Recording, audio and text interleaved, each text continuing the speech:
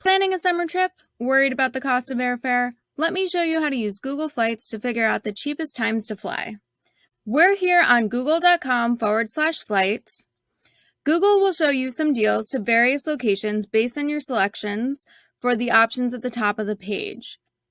But if you're flexible and looking for inspiration, you can click on the Explore Destinations button on the right-hand side.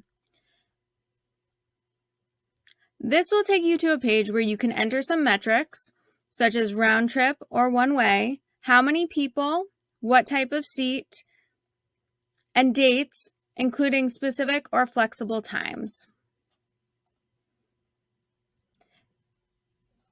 You can explore the map by zooming in or out and dragging your way around the map. When you see a flight and a location that catches your eye, click on it for additional information.